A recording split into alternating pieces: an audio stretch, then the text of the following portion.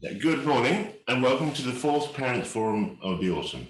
And today we're talking about preparing your child for boarding and the practical support that families can put in place. This is a question relevant to all parents who plan to board their child, but it's particularly important for international boarders who are at school a long way from home. The event will be in two halves. First, we're going to meet a group of current boarders to find out about their lives, how they settled in, and how they maintain contact with their families. In the second half, we're going to talk about how to establish a home from home to support your child at school. I'm here today in Barratt, London's Western Circus development to talk about the London property market and the legal arrangements you should be thinking about as an international family. There's a bit of housekeeping, first of all, as well. Please use the Q&A box at the bottom if you want to ask a question. And we'll split the Q&A in two. So please ask school questions in the first half and property and legal questions in the second. So first of all, we're going to turn to Vienna, to Amadeus International School, where I'm delighted to welcome Tiba. Tiba, can you switch your camera and microphone on? Hi. Hi there, how are you? I'm good, thank you. How are you? Great. So let's start with some basic things about you. What year are you in at school and how old are you?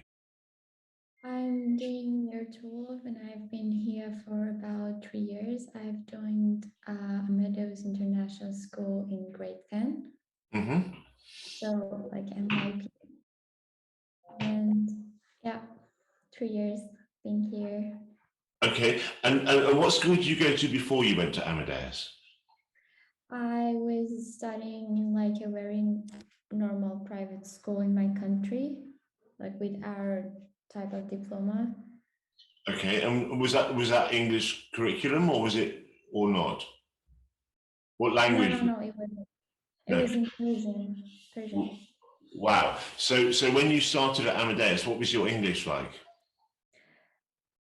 It was like I did some English assessment before coming to this school and I got like a C1. So I wasn't that much struggling with the English part when I joined the school. Mm-hmm. But in some parts, because I have never studied in English before joining this school, and a lot of teachers, they supported me when I joined this school, like with the assignments. They gave me like structure, they helped me in grading, in critical thinking, because like in my country it's really different with IB program. Mm-hmm. And it's more based on like revising things than obviously like writing and like being a critical thinker. So I really struggled like the first 3 months, but then I adapted to the environment, so I was doing good the rest. I mean, that's a really interesting point. I think lots of people I know who moved into British curriculum schools talk about how other cultures, there's so much more learning things, isn't there? And British curriculum places so a lot of emphasis on thinking rather than learning, and that is very different. So you started boarding, didn't you? Yes, yeah, I'm a border student.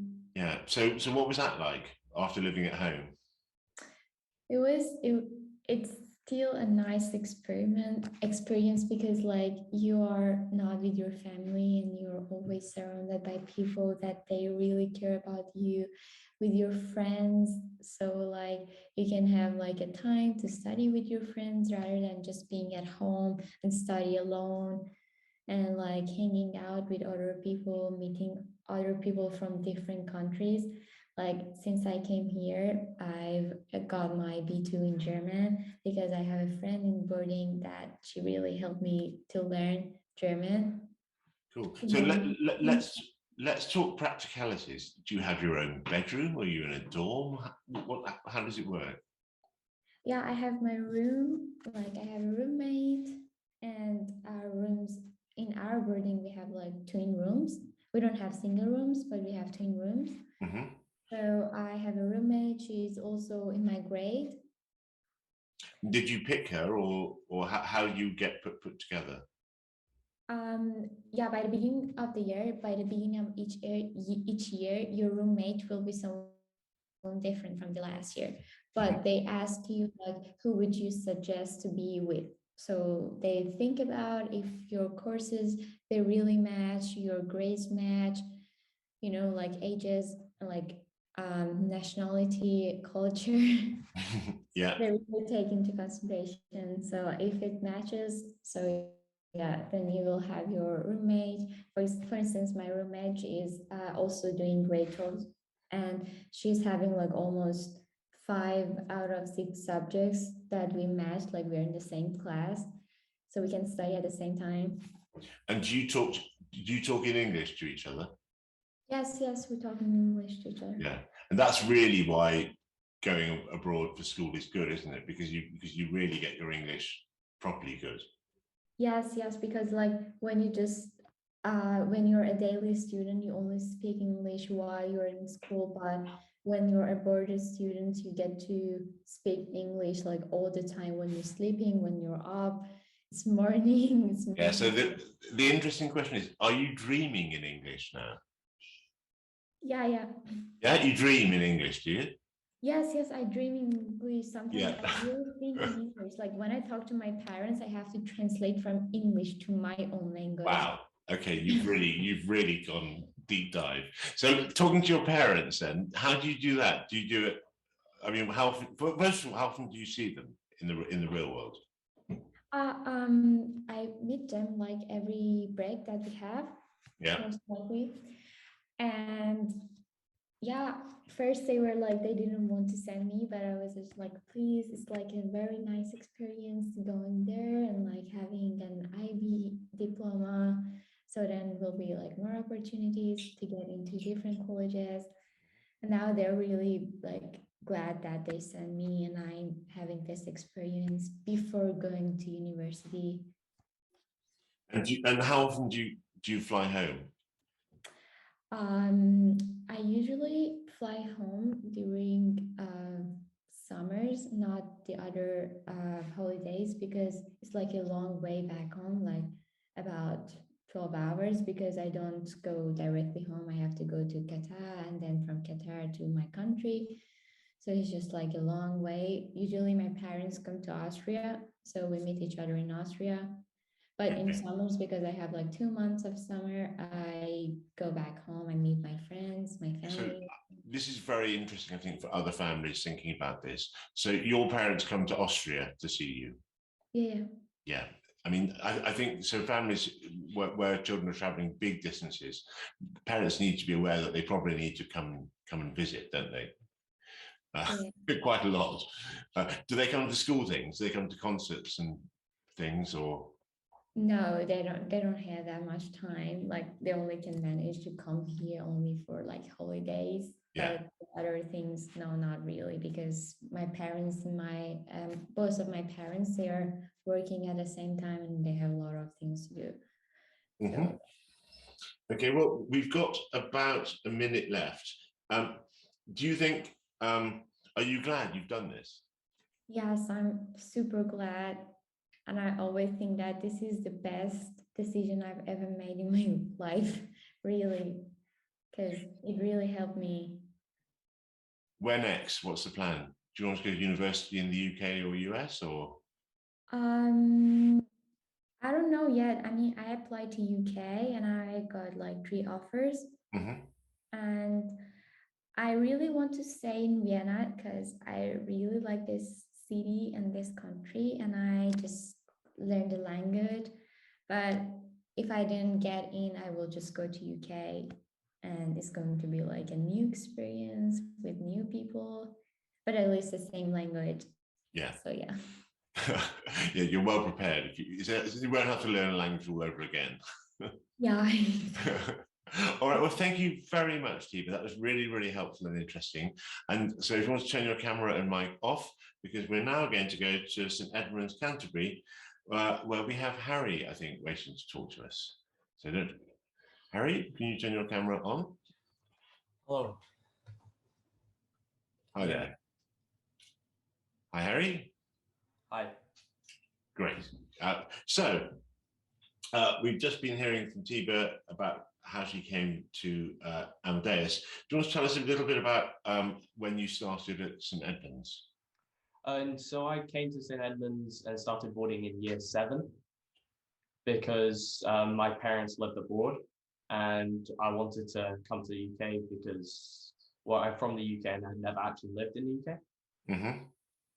Uh, So just okay, just to translate for parents who don't know the English system, year 7 is you were 11, were you?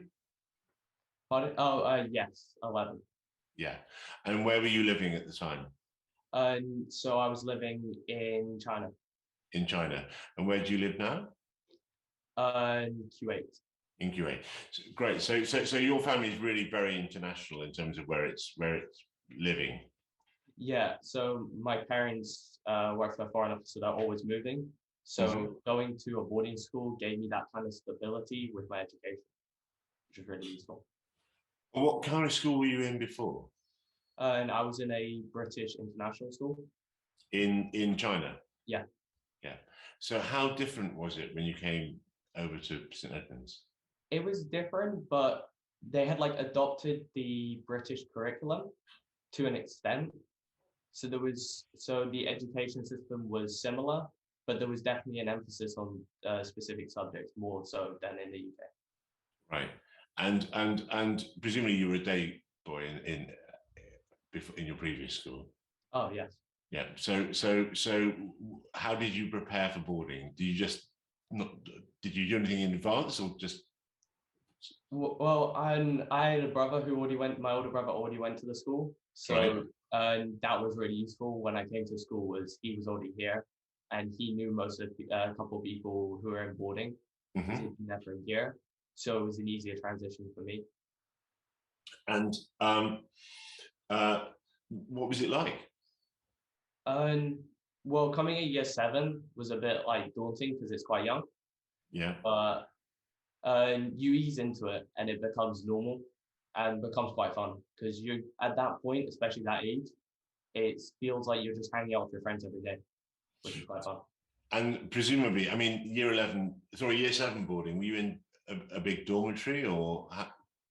Yeah, so the rooms work as like they become better as you like progress through the school, kind of. So you start off in like a big dorm, when you're in like the younger years, and then as you move up in the room, you get like roommates, and the rooms are like more separated and everything. And now I'm in a single room. Okay, so yeah, so it gradually funnels down. Yeah. But I think there's a feeling that if you put year 7 kids in a room on their own, they would just feel sad. And that it's fun to be in. It made it was a lot better being in a big room with lots of people. Yeah, and so let's talk about staying in touch with your family. How do you manage that?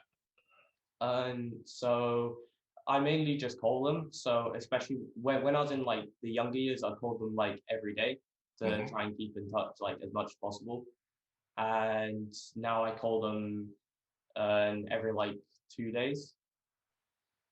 And do they come over much? When Reba was talking about her parents coming to Vienna. And so most holidays I head out. So but every odd holiday they'll come to the UK, but most of the times I head out. Do they plan to settle back in the UK eventually, do you think? Or sorry, you cut out. Do your family plan to settle back in the UK eventually, or? I don't know. I don't think so. But by that time, I would have left school. What about you? What do you plan to go to university here, or what? Oh yeah, I plan to stay in the UK for uni. Right, and carry on living here afterwards, or head off? Do you think? Well, I'd probably start in the UK, but I do want to live internationally. Yeah. And so apart from sort of the curriculum things and your life in the dormitory, what else do you like about school? Well, we've got quite a small school, Mm-hmm. which makes it really good because like you know everyone, so it's quite like tight knit, which was like comforting because you like knew everyone around you. And do you play a lot of sport? Are you taking part in co-curricular activities? What sort of things do you do outside of lessons? So I do a lot of the school sports. I mainly play football. You in a team? Yeah, so I play for the first team in the school. And how are you doing this season? It's good, yeah. It's good. That means not brilliant. You're not. Yeah. What? It's okay, yeah.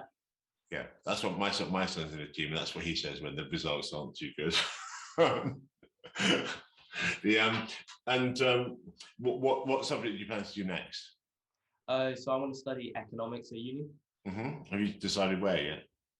And I've got 4 options that I've applied to. So Cambridge, Bath, York, and Leeds. And I haven't decided a 5th uni. When do you have to get your application in? Have you done it? Yeah, sure. Yeah, so I had to send in I sent my other ones already, but you can send in the final one whenever. I just need to find the final uni. Cool. Well, I think that was incredibly helpful, Harry. Is there anything else? If you were advising someone coming to St Edmunds, what would you think coming in at year 7 is the right age to do it? So especially for our school, I would say there are like certain years where there's a large influx of people. Year 7 is one of them. So you're not the only new person. There's quite a few new people. So I'd say year 7, year 9, year 10, and year 12 are the main years which we have lots of people coming and lots of boarders especially. Yeah. But pardon? It's much easier, isn't it, if you join with a group? Yeah. But we also get a lot of one-time boarders who are coming here just for like the English. Right. So there's always new boarders, which means it is a lot easier to kind of mix in with everyone. And is there anyone else from Q8, or are you? No, there are a few people from around the Gulf, but no, I'm the only one who lives in Q8. Right. Okay, well, thank you very much, because we're now going to turn to 7H School in Kent. So if you mute yourself and turn your camera off, and if the 7H trio want to turn theirs on. Hi there. Hello. How are you all? Okay, so oh great, we now get unmasked. So we've got here Kenisha, Rakan, and Conrad. I think I'm not sure I can see Conrad yet. Has he got his camera on? Yeah, Conrad's there. He's there. Is he there? Okay, great. All right. So I'm going to what I'm going to do, because there are 3 of you, is I'm going to ask the same sort of questions that I was asking the others, but I'll throw it at one of you so that we move reasonably quickly. So I'm going to start maybe with Kenisha, because I can see you. What year are you in? I'm in year 9. You're in year 9, and that means what age are you? I'm 13. 13. And are you all in year 9? Yeah. Yeah, brilliant, great, thank you. That's very helpful. So why don't you all 3 of you, perhaps starting with Rakan, because we can see you. Why don't you tell us where you come from and what age you joined 7H? So I just joined this year. I'm new to boarding. I came from Dubai, from North London Collegiate School, and I think it was a great idea to come here because of the independence that boarding gives you. Great. And Conrad, you're from Dubai as well, aren't you? Yeah, I'm from the same school as Ricard. We've known each other. Yeah. And I think Kenisha's also from Dubai. Is that correct? Yeah, I used to go to North Anglia School back in Dubai. Brilliant. And this is incredibly interesting for Dubai parents, because we've got 3 students here, all from Dubai, all in year 9. And so 2 of you were from one school and 1 from another. But perhaps let's start with Conrad. Do you want to tell us what 7H is like compared to your old school, and then we'll see if Rakan agrees with you, and then we'll ask Kenisha the same question.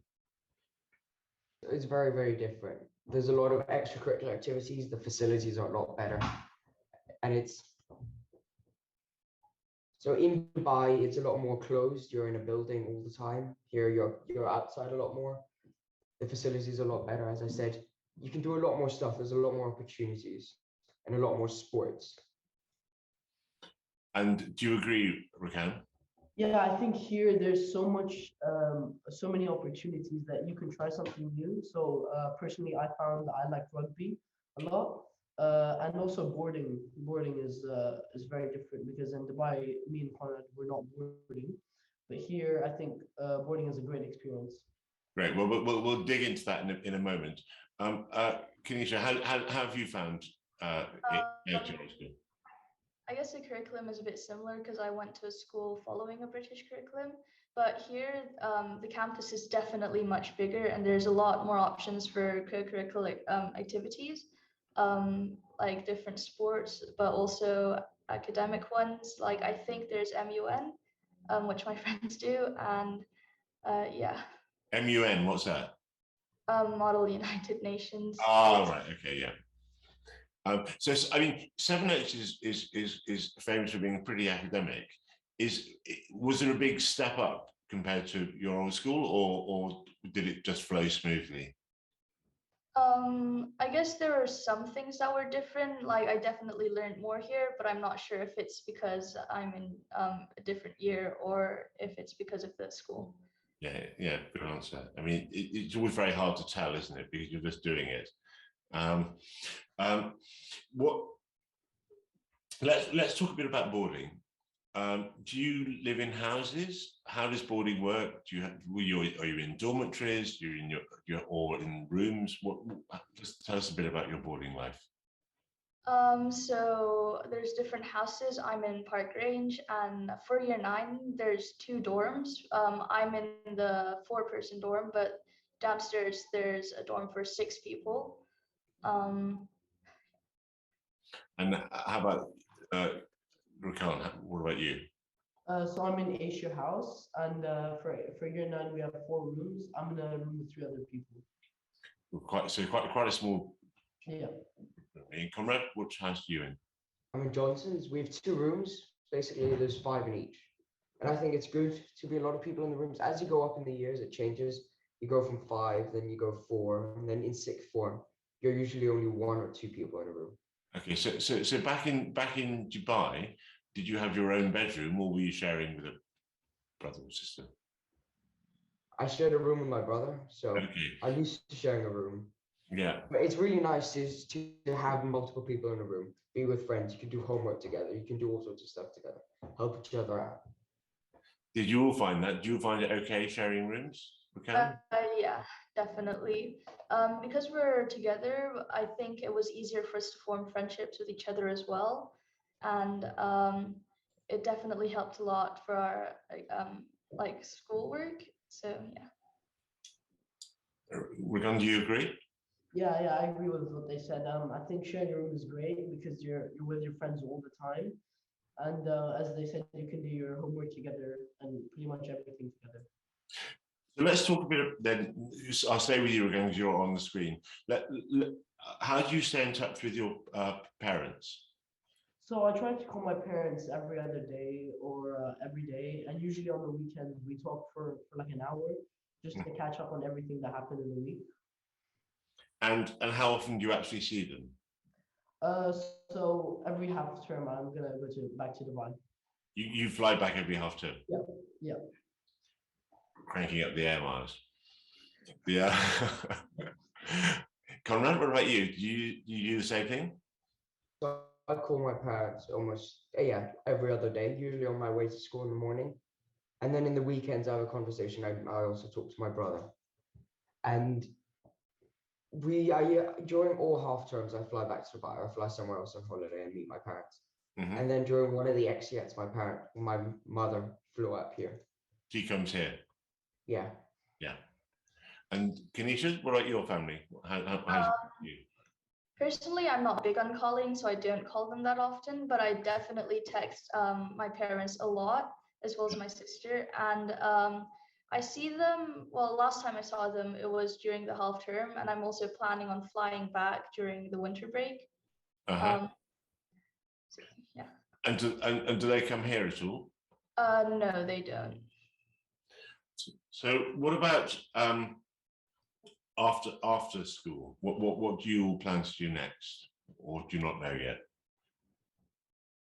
In terms, I mean, you know, like next step after when you finish sixth form. I probably want to go to university in the US. And do you think Yeah.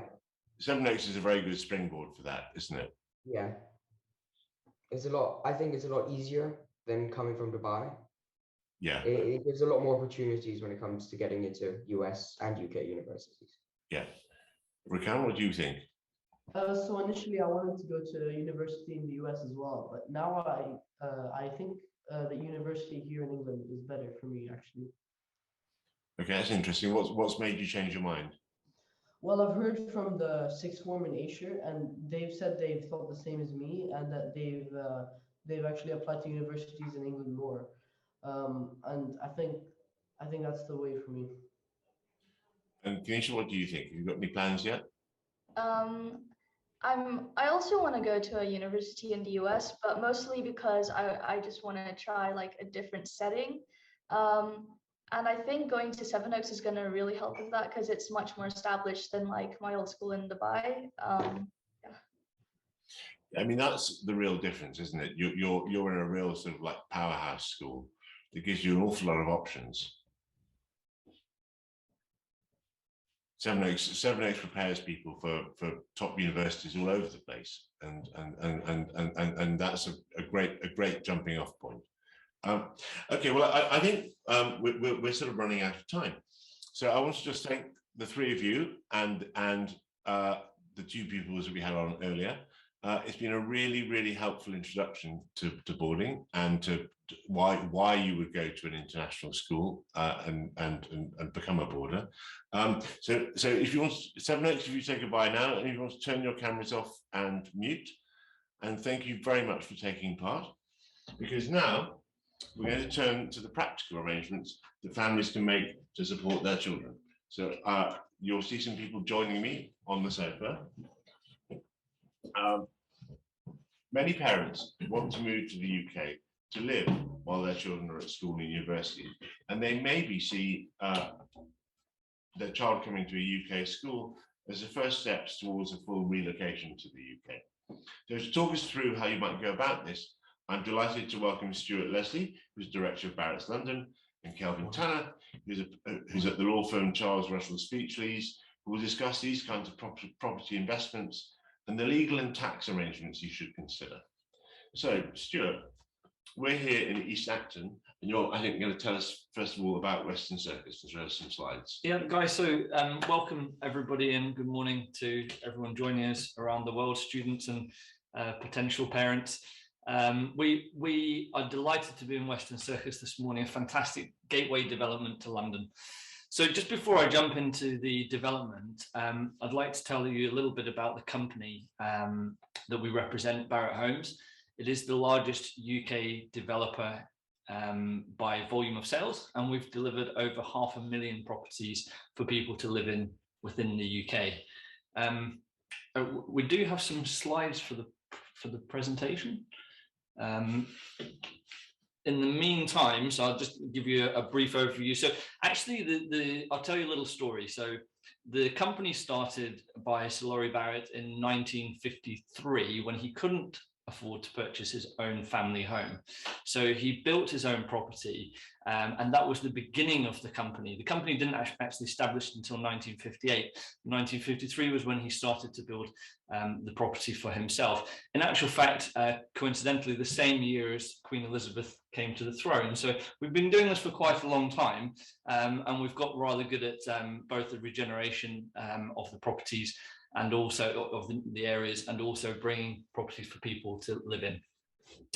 So we were listed on the London Stock Exchange in 1968, and we have a HBF 5-star home builder award, which means that 95% of our customers would recommend us to friends and family for the last 12 years. So we're really proud of that accolade, and really shows the commitment both to our customer service and our build quality as well.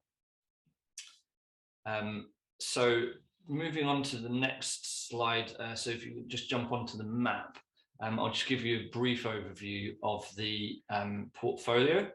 So we have 12 current projects live across the UK, and we have a couple more that are coming to the market. So in Barratt, London, we generate approximately 2,000 properties per year, and we complete those properties usually in December and June. So actually it complements quite well with people moving into their homes for the beginning of the academic year in September. We have properties all over from west to east, if we jump onto the next slide. You can see Hayes Village right in the west, and then we have Western Circus where we're broadcasting from today. So that's zone 2, and it's approximately 20 minutes into central London, but it has been a very popular development for people coming over to the UK to study, particularly university students as well. So on to the next slide, a couple of snippets of Barratt London. So we've delivered 1,300 properties last year. We have an annual investment of approximately 137 million per year, and we have employed over 4,500 people through our supply chain and through the construction network. 35% of our properties are bought by investors, and we have obviously great rental yields above 5% to support that as well, and properties starting from £270,000. On to the next slide. So of course, we're talking about the schools across the UK and the opportunity for people to be educated in the UK. But what's really important to remember is London is the epicenter of everything from cultural to education. And we actually have several of the top universities in the country, and in fact in the world, within easy reach of London. So it's really a great hub for families to base themselves, be able to explore the UK, but also be able to have access to those schools as well. There's great exchange rates. There's an undersupply of good quality affordable housing, which is driving strong demand. And we have a population increase, which is expected to be over 1 million people by 2030. And because of that, we have infrastructure improvements, which will support the increasing population across the capital. So on to the next slide, a little bit of information about predicted growth in the property market. So we've got the rental growth at the top, talking to Savills and CBRE, who are two of the leading agents in the London market. They're expecting rental growth of approximately 20% over the next 3 to 4 years. So that's really strong growth for investment. If you look at this, the graph at the bottom, capital value growth, also around about 17 to 21%. So whether you're purchasing for a family home or you're purchasing for a pure investment, it's an excellent outlook for the capital. On to the next slide. So we'll introduce Western Circus. It's a fantastic development in zone 2. In fact, if we just jump to the next one, please. So 365 home development, includes 1, 2 and 3 bedroom properties. Prices start from £433,000. We have lots of properties available, but particularly the 1 bedroom properties, which have been extremely popular with people moving to the UK and or sending their children to university. It's a great convenient location, 5 minutes walking distance from East Acton Tube Station, which is on the Central Line, so really easy to get all over London. And of course, the Crossrail will be coming imminently, so hopefully from 2022, and that will improve transportation across the capital and also out towards the countryside as well. We have great world-class schools, including King Fahd Academy just around the corner, UCL and Imperial College London. So again, very well placed for students from overseas coming to spend their time in the UK. Of course, outside of school time, there's time for shopping. So Westfield is just a 10-minute journey away from the development. And there's, of course, supermarkets, cafes and coffee shops on site. So that it's part of a regeneration area. If you just jump to the next slide, that will give you some images of the development and the surrounding area. So you can see on the bottom left-hand corner, you can see the streetscape with the supermarket, beautiful skylines across London, and of course, great interiors and country courtyard gardens as well. So that concludes the presentation. I think, Guy, do you have any questions? I for do us? have loads of questions actually. Sure. So let's start with, we've met children from Dubai. You know Dubai well.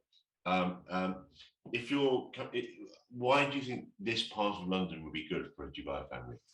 So, Guy, you're right. So I was in Dubai just a couple of weeks ago, and we hosted an event for family offices. So it was wealthy families from all across the region talking about their investment strategies and where they were moving next.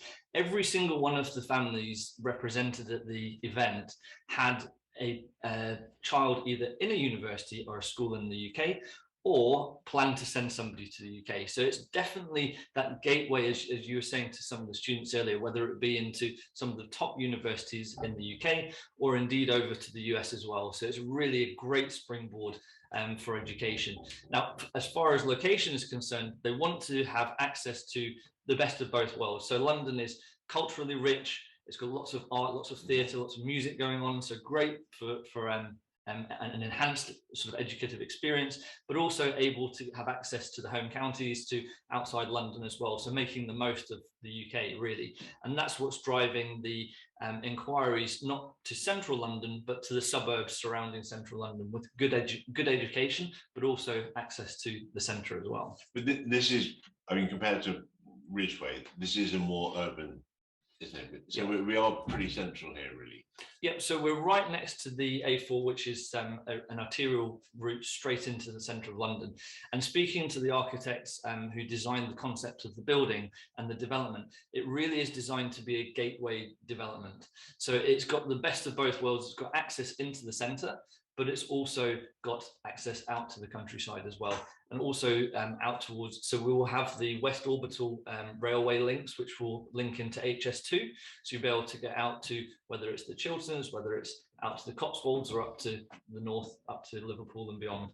And you're literally minutes from Notting Hill, or, I mean, West London is a pretty snazzy part of London to be in, isn't it? Yeah, and I think that's really important. So a lot of the families that are coming over from the Middle East, they already have properties in the UK, and many of them have properties in West London, whether it be St John's Wood, Chelsea, Knightsbridge, or around those areas. So those are the family homes. But what we're seeing these days, guys, definitely a move for the younger generations to either north west corridor, or indeed to more urban areas, where you can get better value for money. You can get a little more space than you can in the traditional areas for a smaller budget, but still have access to the family homes and also to the centre as well. And if you're buying that kind of property for your children, why would you buy a new build rather than an old property?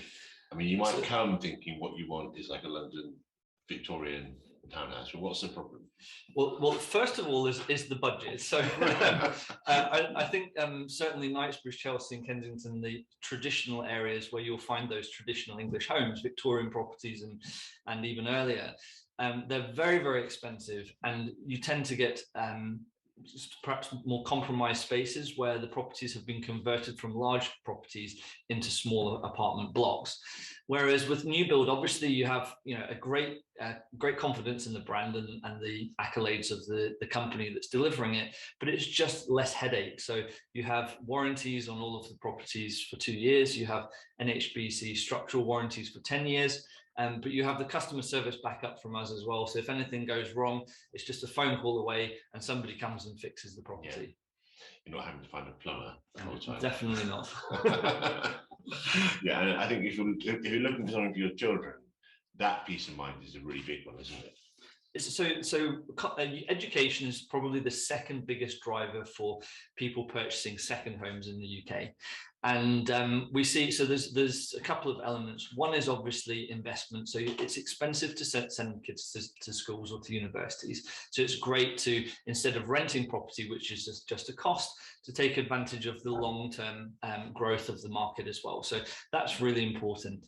I think the other important thing is definitely, guys, security. Mm-hmm. So all of our developments are secured by design, which is a concept where we use secure fobs, we use CCTV, and we use perimeter management of the developments to make sure that those homes remain safe and secure. So there's lots of different elements that go into building a home in the UK. finding a property is the first step. Making it into a home and making it comfortable for everybody is the second step, for sure. The other thing, I mean, I think is worth commenting on is, maybe this is quite a bustly part of town, but this is a really peaceful flat. Yeah. And it's a very clever piece of design, isn't it? You've got all the windows and the living space at the back. And yeah, so it's really important when you look at the new build developments. It's easy to say, oh, you know, here's another 1,000 properties or another couple of hundred properties. But when you talk to the architects, it's really very insightful. They look at, you know, the pathways of the sun, where it rises and where it sets. They look at, of course, the prevailing winds, the noise, and all of the other elements that make up the placemaking of the development. So interpreting the space and the opportunity into homes is very different to building properties that you're just going to rent out on a commercial basis, or however else. So yeah, the architects do a great job, the site teams do a great job, but you'll struggle to find a development in London that isn't next to a road or a train station or a train line. But you're right, we've spent a lot of time perfecting the engineering, making sure that they remain quiet and peaceful homes. And I think actually, I mean, London flats were pretty terrible, actually. I mean, historically, and what we're seeing now is that London is building flats that match what you would find in other cities worldwide. It's like we were all accustomed to glossy flats, weren't we? That was the phrase.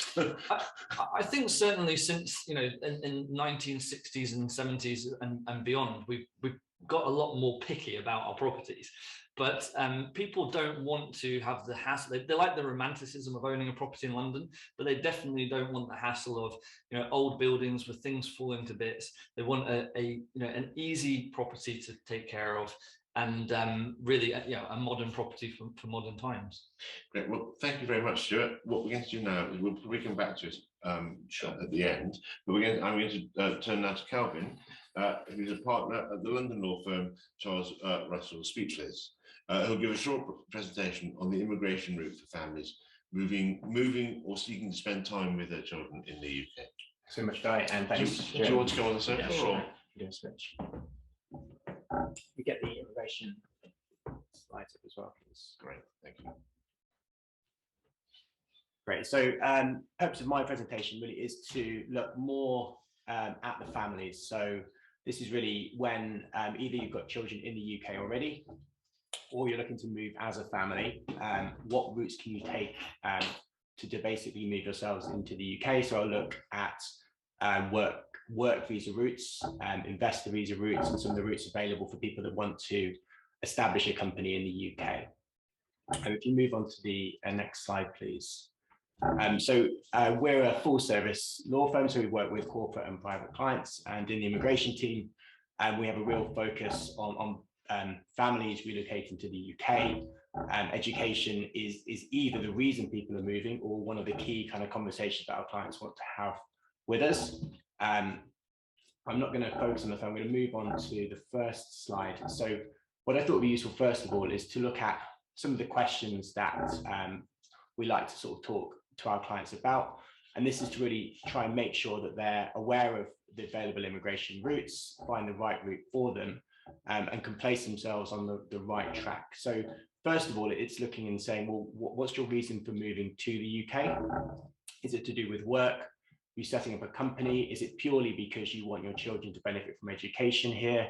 Often, you know, lifestyle considerations of living in, for example, London are important as well. Looking at will the parents need to have a right to work in the UK while they're here? Looking at how much money they have for the move. Will they be purchasing property? Do they have money to make additional investments that could make other kind of investor visa immigration routes available? How much time you plan to spend in the UK is very important. This is because a lot of the immigration routes for the UK provide a path to permanent residence and to eventually becoming British, but that's subject to residence criteria. So normally, to be on track for permanent residence, you need to be committing to spending at least half of your time in the UK, or no more than 180 days outside the UK in any 12-month period. And then for citizenship, you should be out normally for cumulatively more than 450 days over a 5-year period. and not more than 90 days in the final year. So what that means is you really need to kind of work out what your goal is and whether you can commit the amount of time to achieve that. But all of the visa routes that we'll talk about allow you to live in the UK without needing to spend any minimum amount of time here. So there is a bit of flexibility if you are going to travel frequently. So if we move on to the next slide, this looks at some of the options available from a kind of employment visa perspective. So the general rule is if you want to come to the UK for work, so it may be that your company is a multinational company, they've already decided to send you on assignment and you're kind of fitting in the school piece around the work visa piece. The main principle is to be sponsored on a work visa. There needs to be a UK company or organisation to sponsor the work visa. They need to have a license granted by the UK government to allow them to sponsor you. And as long as the job is deemed to be sufficiently skilled, you're paid a minimum salary for the particular occupation that you're in a particular visa category, then you'll qualify for a skilled worker visa, which allows you to live in the UK for a period initially of up to 5 years. This allows dependents to accompany you. So the dependents coming to the UK are a spouse or civil partner or unmarried partner, and any children who are under the age of 18 on the date that they make their first application. So if you have children that potentially will be turning 18 soon, it's important to think about getting the visas in place before they turn 18. They can then continue to remain in that category whilst they remain part of your family unit, or if they're studying, they can be studying at university and still qualify. And there's also routes available for people who are sent on assignments for an intra-company transfer visa. And there are some routes available, for example, where there's a company headquartered overseas and wants to send a key employee or senior person across to establish the company. So there's a few different routes that people can look at where they're focusing the move around employment. If we move to the next slide, we will look at investment visas. So the tier 1 investor visa is the kind of main category for high net worth families that want to relocate to the UK. It's very long established, and it's kind of our version of the golden visa that you see in lots of different countries. So the key requirement for the investor visa is you need to have at least £2 million that's available to be invested in the UK. It needs to be money that has either been held by you for a period of at least 2 years, or you need to be able to show the source of the funds. So one of the things we often see is money being gifted. It could be that it's the proceeds of sale of an asset, something like that. And there's a few different ways that you can evidence those funds. It's key that the money can be transferred to the UK. So normally, for example, if the money's in Dubai, there's no restrictions, but in some countries, there are restrictions on capital kind of being transferred overseas. So that's something to think about. And you need to have already opened a UK bank account for the purpose of investing that £2 million. Anyone that's opened private bank accounts the last few years will know that they can be quite time consuming to open. So that's one of the things you need to factor into your planning. Once you obtain the visa, this can be granted initially for 3 years and 4 months. You enter the UK, and the funds that you need to invest can be invested into a portfolio of either corporate bonds or equities of UK registered companies. The key restriction is you can't invest into companies mainly engaged in property investment, property development, or property management. That doesn't mean to say that you can't purchase a Barratt home. That's just to say that that wouldn't be part of the £2 million portfolio. You can then make additional investments as you wish. And the investor visa provides a path to permanent residence after 5 years. During that time, you just need to keep your investments and maintain their capital. You can accelerate that to 3 years if you invest £5 million, or 2 years if you invest £10 million. And again, this is a route that's got options for dependents to join. It's also something that we see people using where they've got children studying in the UK. They might be then going on to a UK university. So once they turn 18, they can obtain the investor visa for themselves, perhaps being gifted money by family, and then can start accumulating time towards permanent residence while they're studying, and hopefully have that by the time they graduate or soon after that. And then finally, just a few points on the next slide, which is on some of the more entrepreneurial routes. So the first off, we have innovator and startup visas. So these are for, in the case of an innovator, a recognized or established entrepreneur who is endorsed by one of the government's approved endorsing bodies, as having an innovative, viable and scalable business idea. They come to the UK on that visa and establish the company, and provided they hit certain benchmarks in terms of things like the market share, the number of jobs that they've created, the amount that's been invested, there's a possibility to get permanent residence as early as 3 years from first obtaining that visa. There's then also an option for the startup visa, which is basically newer entrepreneurs who don't have that same experience. They enter on a startup visa for a period of 2 years. That's basically the time that they can use to start developing that idea, and provided benchmarks are hit, they will then transition into the startup visa, sorry, into the Innovator visa, and then hopefully again be on a path to permanent residence. So that's a great option if you kind of are experienced in business or have a good idea and want to kind of utilize that route during the time that you're living in the UK. And again, your dependent spouse, partner, and children can join you in the UK. There's also a global talent visa, which is basically for recognized world leaders in certain fields, things like technology, arts, science, or people with the potential to be future world leaders. And obviously somewhat niche, and you tend to know where that might apply to you. But that's something to explore. The reason is you have no restrictions on what you can do in the UK. You can work, you can set up a business and have a great deal of flexibility, and also have potentially accelerated routes to permanent residence. So I guess in summary, those are a few of the options that you can consider if you're looking to move to the UK with your family or want to join children already at school in the UK. Key thing is looking at what your priorities are, what you want to be doing while you're here, and how much time you can spend, and then fitting the immigration routes around that. So that's all from me. So happy to take some questions. Yeah, I've got a question.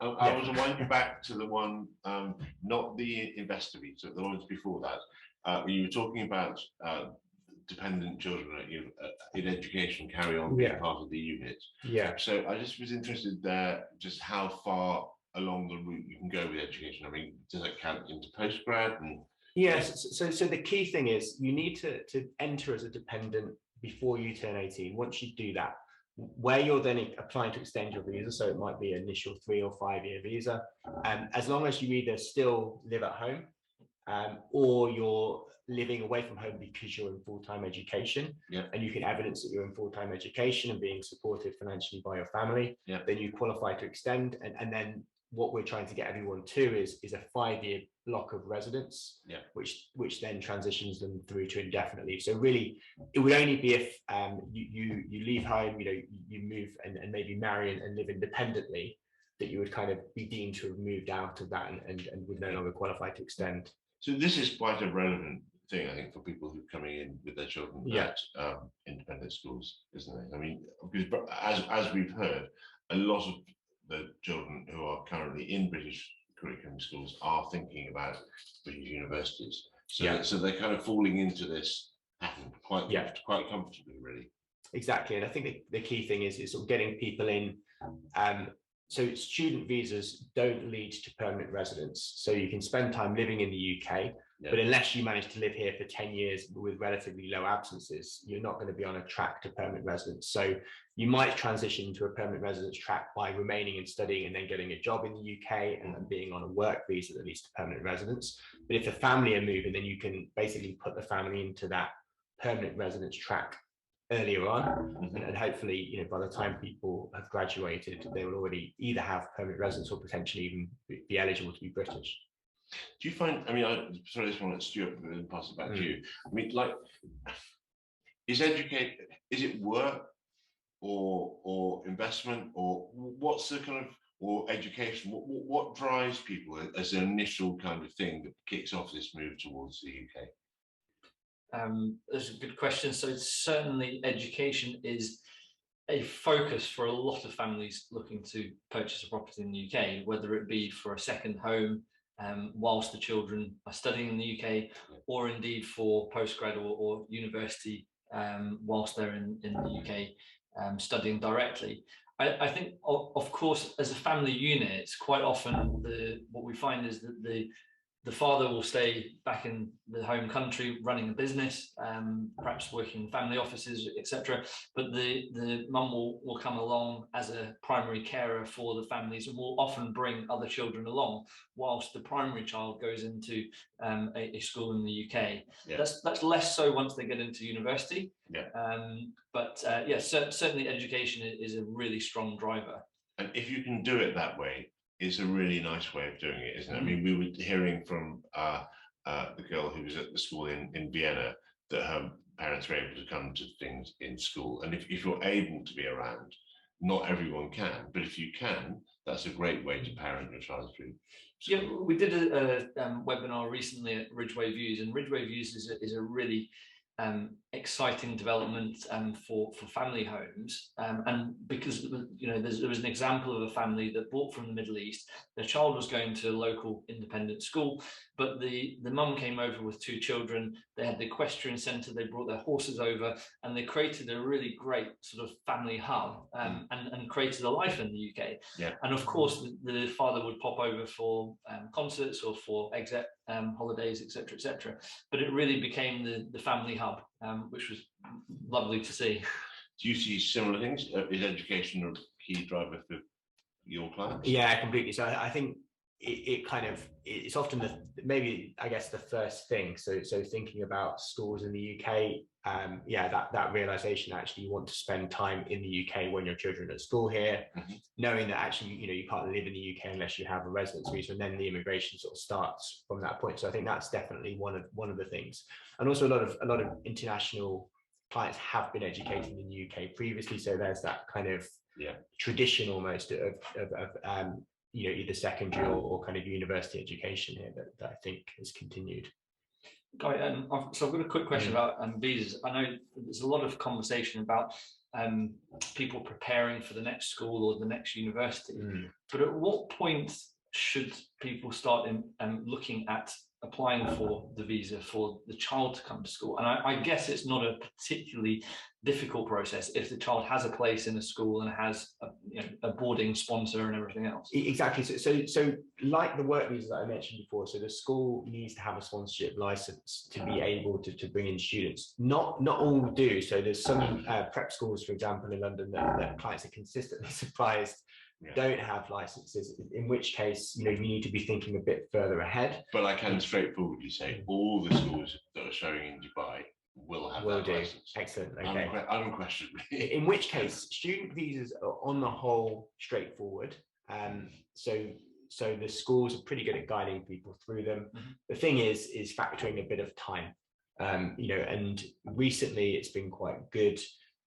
During the pandemic, obviously there was disruption, so allowing maybe an extra kind of month to get the visa in place, just in case there's any sort of setbacks, is the best thing to do. So sort of thinking about it 3 or 4 months beforehand, getting the application in probably 3 months or 2 months before, just make sure that you've got the visa in hand without there being any rush. And then I think the link to that is the parents thinking, as we talked about at Ridgeway, kind of how much time do we want to spend? Are we going to be okay just to enter as visitors, or do we need to think about, if you've got young children, the parent of a child at school visa, or one of the things we've talked about today? It sounds like an easy step and good timing if you're going to the school show to meet the schools in Dubai, also to start that journey of visas towards perhaps next September or perhaps the year after as well. Absolutely. Yeah, I mean, that's a natural segue there.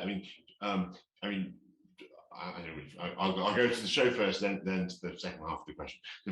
So the show is coming up in 10 days' time. So very, very, very soon.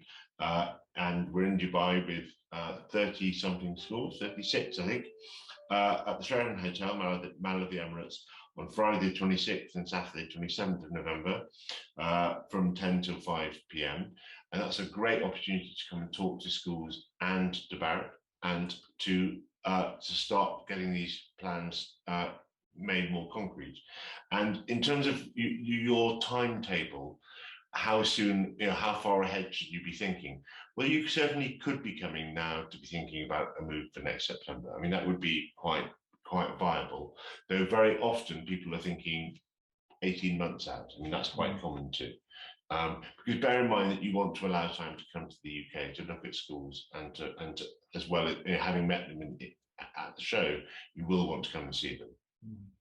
We sponsored and we visited the school show that was in Battersea this weekend, and it's a very exciting, very energetic environment where you've got lots of kids, lots of families meeting the schools and just getting into that mindset of thinking about what the next steps are, perhaps not even the next step, but the step after that. So really getting the strategy in place for the family. And I'm sure in Dubai we'll have the same energy and excitement about people moving to the UK. Yeah, our strapline is, plan your child's future, and what planning can often seem burdensome, but actually when you've got so much good advice and so much energy around you, it's quite easy then suddenly to start thinking about the future.